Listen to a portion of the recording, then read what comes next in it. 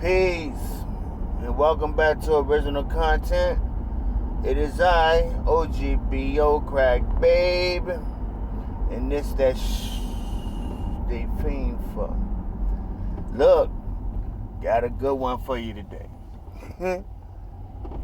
This is a story about how I basically pretended like I was gonna kill myself and ended up in Central State for the criminally insane. All right, so I'm 17, right? I'm in juvenile, and this to visit the juvenile that I end up in prison. Nah, I shouldn't say visit, but this is the time I was in juvenile and went to prison. Alright, let me get to it. I was there for a couple of months or whatever, and a regular pops up one day. When you in juvenile, they refer to everybody by the last name, so unless you know that person on the street, even after all these years, you still see them be like, whatever the last name is. So a regular, my homeboy Frakowski, I think that's Polish. He a black guy, of course.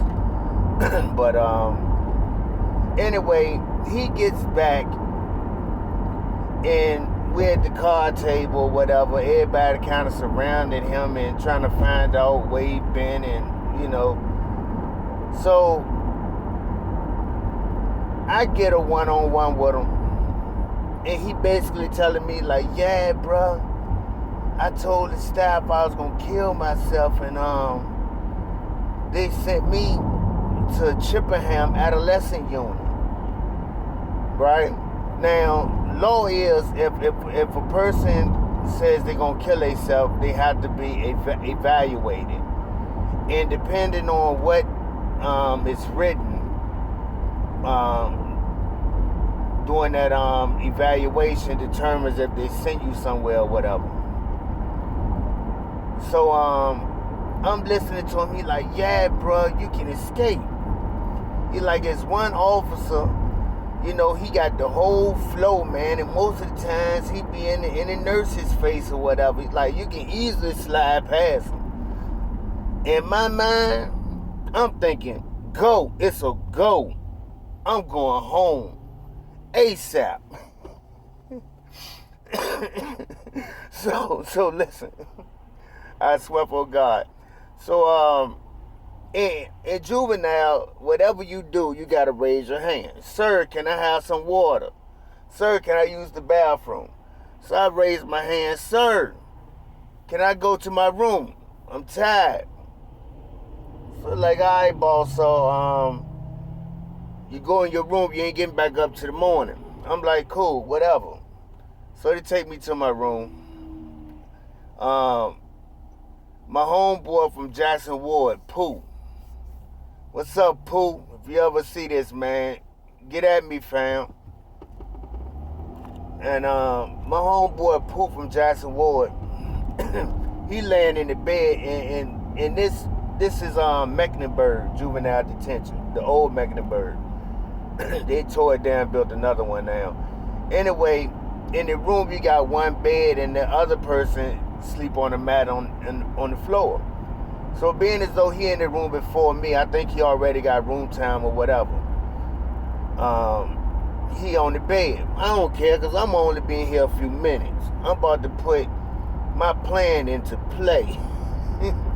So and they also got an intercom, a two-way, in the room, so they can hear everything you say or whatever. So I get up on him and whisper. I'm like, look, man, I'm going to tie this sheet around my neck. I want you to call the staff. Tell them I'm trying to kill myself. Man, Pooh busts out laughing. He like, man, go ahead, boss. Oh, man, you crazy, right? I'm like, no, for real, man. I'm telling him what Frakowski told me. He like, man, don't do it, boss. So don't do it. I'm like, man, whatever, bro. I gotta try, right? So I tied a sheet around my neck, And I tie the other end of the sheet around the doorknob. I don't think this is even a possible way to kill yourself. I mean, a person gotta really want to die to hang themselves on a doorknob. I mean, just the effort.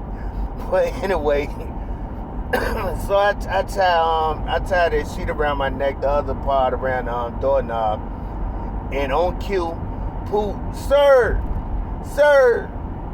boss on here trying to kill himself, sir. He can hardly get it out. He laughing. I can still see it so vivid. But anyway, so one of the twins, Mr. Martin, he come to the door. I can see him through the window and the door rolling, cause he know I ain't gonna kill myself, right? He know I'm running game. But the policy is, if someone say they gonna kill themselves, you have to have them evaluated. So they take me out the room. A lady come in there to evaluate me, psychiatrist, and she asking me a bunch of questions and everything. Yeah, I want to go. I can't do the time. I just can't take it. I know what to say. Look, I want to be dead. I want to be dead like yesterday. I want to be dead. I'm going to get up out there by any means necessary, right? So, that night, I sleep on the gym floor on the mat, where the staff can watch me all night. The next morning, bright and early, I go to court. They called me to court for, the evaluation or whatever. She determined that I needed outside help. So we go to court. My aunt in the court, she's looking all concerned. She got custody of me at this time, and she's looking worried. And I'm trying to whisper to her, look, I'm playing. You know what I mean? I can't explain it to her. They all in my face. So I'm like, man, look, she just gonna have to be worried. I explain it to her later. So anyway, they take me. The court, agreed to send me to a facility, right? I don't even hear what they're saying. In my mind, I'm gonna be home in about 3 hours. You know what I'm saying? And I got a vendetta. I got some stuff. In my mind, I'm playing out the rest of my day. Because I know I'm out. I'm not going to be in Chippenham no more than 20 minutes. I'm gone. Right? So I go back to the housing after the judge approved and put back on the clothes that, I got locked up in or whatever. And doorbell ring. It's the deputy, right? So they release me to the deputy. I get in the car. I'm giving head nods to all my people. Because, I'm out. So I get in the car. We ride. He get on the interstate. And as he coming up, as he going past where he's approaching Chippenham, right? I'm getting all excited. And he go past Chippenham. I'm thinking, what the hell is this? What is he doing? I start thinking, well, maybe he going to pick up somebody else, right? So I don't say nothing. He's still riding. I see a sign. Petersburg, such and such exit. Petersburg? What the hell we doing in Petersburg? We get on Washington Street. I'm worried at this point. I know something, this is not part of what's supposed to be going on, right? Chippenham back that way. A whole nother city away. I see the sign, Central State, next right. Central State. Now, I've been hearing about Central State for the criminally insane all my life. That's like a penitentiary for crazy people, right? Man, what the hell he going to Central State for? Man, he pulls in the Central State. And I'm just dumbfounded. Look, man, he get me out the car. I'm like, look, what we doing here? He laughed because he know. He done seen enough cases. He know when somebody is crazy, when somebody playing crazy. He like, this what you asked for. Like, no, this ain't what I asked for. Long story short, they sent me the Central State Adolescent Unit. But I'm there with people my age, but they shown up they off their meds. I mean, people in there for trying to kill themselves, trying to set their family on fire. Yo.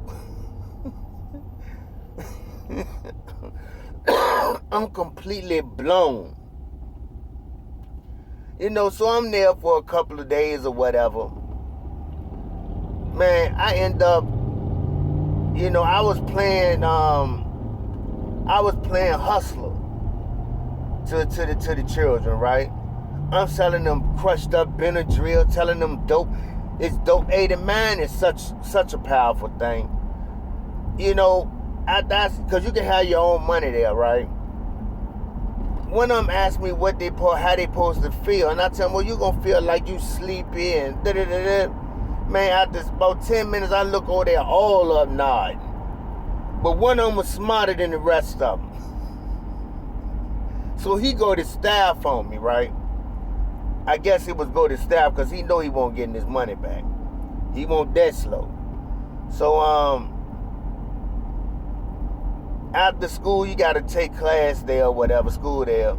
They call a meeting. I don't even know what's going on at this point. We come in this little room. Everybody, all the children there, all the staff there, we sitting in a circle. Basically, long story short, the guy done snitched on me. They then went to my room, went through my belongings, found my money, took my ring that my grandmama left me. I never got that ring back. Thieves. And they find the crushed up Benadryl. Now, they don't know what it is, so they got to send it off to get analyzed or whatever. But while they doing this, they got to shift me over to the adult unit, the real Central State. They shipped me over there, and there, you know, because I'm a juvenile, a staff got to sit by my door the whole day. But listen, man, when I tell you these people are crazy for real. One guy looked like Mad Cobra, the Jamaican singer. He kept walking past my room counting his money, looking at me, counting his money.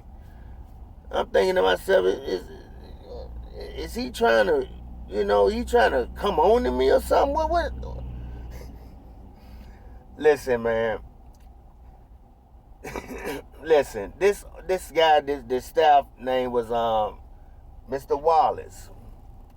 Mr. Wallace tell me, he say, son, I don't know what you done,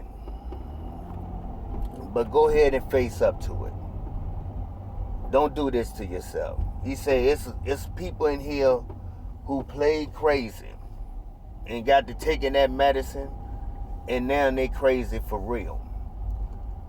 So I listened to him. He told me don't take the meds and all that. I took a few before we had that conversation. But I denied any more medicine, and, you know, I went on back after about 30 days and just dealt with what I had coming.